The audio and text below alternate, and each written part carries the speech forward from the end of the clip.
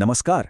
आज हम रामायण की गहराइयों से एक ऐसी कहानी की बात करने वाले हैं जिस पर यकीन करना भी मुश्किल हो जाता है। एक ऐसी कहानी जो विश्वास की हर सीमा को चुनौती देती है। जरा सोचिए, एक ऐसी कहानी जहां मौत अंत नहीं है बल्कि सच्चाई के सामने आने की एक शुरुआत है।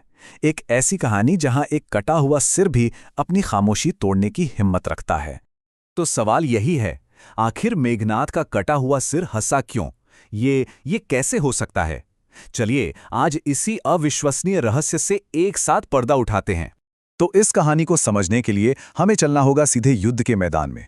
लंका का सबसे ताकतवर योद्धा मेघनाद मारा जा चुका है और बस यहीं से एक ऐसे चमत्कार की शुरुआत होती है जिसकी गूंज सदियों तक सुनाई देने वाली थी। तो हुआ ये कि लक्ष्मण के हाथों मेघनाद का वध हो गया। उसके कटे हुए सिर को जब श्री राम के सामने लाया गया तो उन्होंने एक आदेश दिया। उन्होंने कहा कि इस सिर को सुरक्षित रखा जाए। क्यों?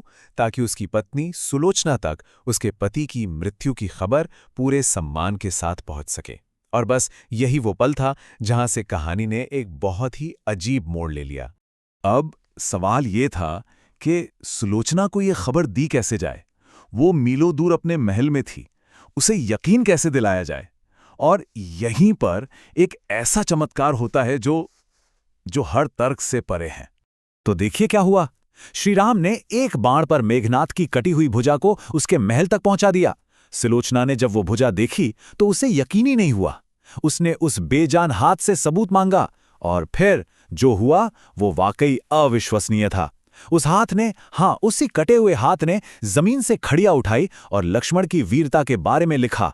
बस उसी पल सुलोचना को यकीन हो गया कि उसका पति अब इस दुनिया में नहीं रहा। अब सुलोचना पूरी तरह टूट चुकी थी, लेकिन उसके दिल में एक आखिरी इच्छा थी, एक संकल्प था, और इसी संकल्प को पूरा करने के लिए वो श्री राम के शिविर पहुंची। सुलोचना सती होना चाहती थी। ये एक पुरानी प्रथा थी जहां एक पत्नी अपने पति की चिता पर ही अपना जीवन समाप्त कर देती थी। इसे उस समय भक्ति और पतिव्रता की सबसे बड़ी निशानी माना जाता था, और अपनी इसी आखिरी इच्छा को लेकर वो श्री राम के सामने खड़ी थी। और यहीं पर कहानी का सबसे दिलचस्प मोड़ आता है। एक तरफ सुलोचना थी जो अपने पति का सर मांग रही थी ताकि वो सती हो सके, और दूसरी तरफ थे वानरराज सुग्रीव। उन्हें इस चमत्कार पर, मतलब हाथ के लिखने वाली बात पर बिल्कुल यकीन नहीं हो रहा था। तो उन्होंने एक चुनौती रख दी, एक ऐसी चुनौती जो नामुमकिन सी थी। उन्होंने कहा, मैं तो तभी मानूंगा जब मेघनाद का ये कटा हुआ सिर हंसेगा। अब सोचिए जरा, ये कैसी चुनौती थी? एक कटा हुआ सिर हंसेगा। माहौल एकदम तनाव भरा हो गया था। सुलोचना की भक्ति की अब सबके सामने सबसे बड़ी परीक्षा होने वाली थी। उस खामोशी में सुलोचना ने अपने पति के सिर से बात की। उसकी आवाज में दर्द था लेकिन विश्वास भी था। उसने कहा, अगर आप नहीं हंसे तो ये दुनिया आपकी भुजा के लिखे हुए सत्य को भी झूठ मान लेगी। बात अब सिर्फ सुलोचना के सम्मान की नहीं थी बल्कि खुद सच्चाई की थी। और फिर एक पल की खामोशी के बाद वो हुआ जिसकी किसी ने कल्पना भी नहीं की थी। जैसे ही सुलोचना के शब्द खत्म हुए, मेघनाद का वो बेजान सिर जोर जोर से हंसने लगा। एक ऐसी हंसी जिसने हर शक को मिटा दिया और सुलोचना की भक्ति को सबके सामने साबित कर दिया। बस इस एक घटना ने सब कुछ बदल दिया।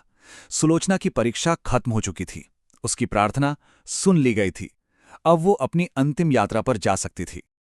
और फिर अपनी भक्ति को सच साबित करने के बाद सुलोचना ने अपने पति का सिर लिया और सती होने के लिए चली गई। उसकी ये कहानी इतिहास में हमेशा के लिए दर्ज हो गई, भक्ति और विश्वास की एक ऐसी मिसाल बनकर जिसे कभी भुलाया नहीं जा सकता। तो ये कहानी हमें किसी जवाब के साथ नहीं बल्कि एक बहुत गहरे सवाल के साथ छोड़ जाती है कि अटूट विश्वास और भक्ति की असली ताकत क्या है। क्या ये सच में तर्क और यहां तक कि मौत की हदों को भी पार कर सकती है? ये वो सवाल है जो आज भी गूंजता है और हमें विश्वास के इस रहस्य के बारे में सोचने पर मजबूर करता है।